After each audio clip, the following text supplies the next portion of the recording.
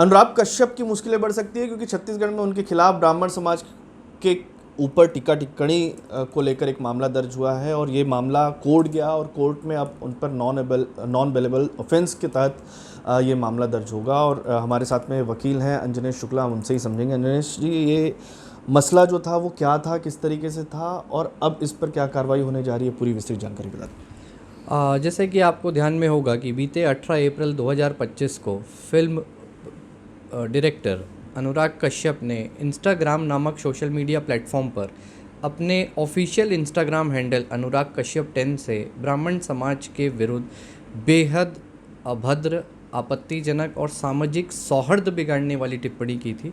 जिससे आक्रोशित होकर मैंने संबंधित थाना प्रभारी को शिकायत दर्ज कराई। कार्रवाई न होने उपरांत हमने एसपी महोदय को शिकायत दर्ज कराई।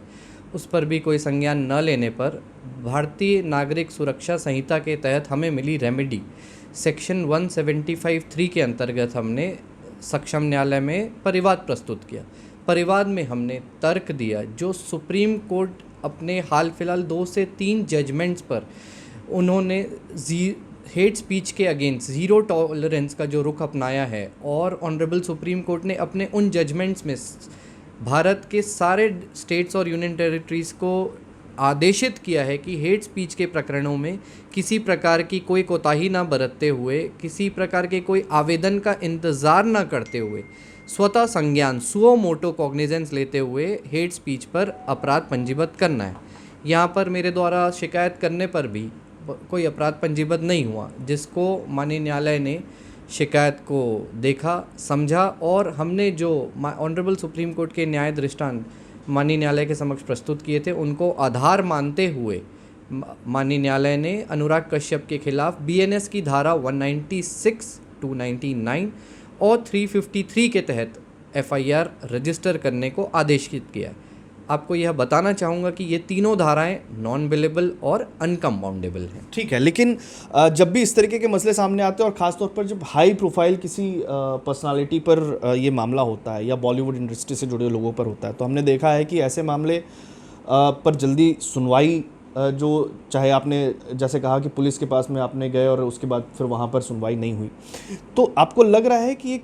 ये इस तरीके के मामले पर गंभीरता से सुनवाई होनी चाहिए, पुलिस पर जल्दी एफआईआर दर्ज करना चाहिए था, और क्योंकि सामाजिक मसला जुड़ा हुआ है तो इसको लेकर पुलिस ने भी कहीं कोताही बरती?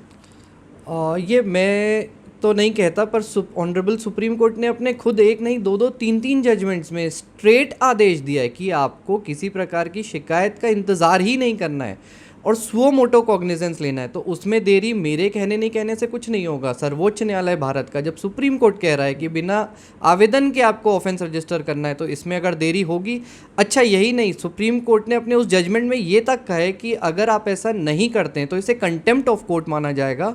और ऐसे जो अधिकारी हैं जो इस कंटेम्प्ट के अंतर्गत आएंगे उन पर कार्रवाई भी सुप्रीम कोर्ट करेगा। तो इतने स्ट्रिक्ट और इतने क्लियर और स्पष्ट आदेश के बावजूद अगर कोई कोताही बरतता है तो ये तो सुप्रीम कोर्ट स्वतः संज्ञान ले फिर इस बात का। क्या होगा अब इसके आगे, किसकी मुश्किलें बढ़ेगी? अनुराग कश्यप की मुश्किलें बढ़ेगी, पुलिस को भी समस्या आएगी, लेकिन किस तरीके से अब आपको लग रहा है, क्या उनको यहाँ पर बुलवाया जाएगा, उनसे पूछताछ हो सकती है या उनकी सीधा गिरफ्तारी होगी?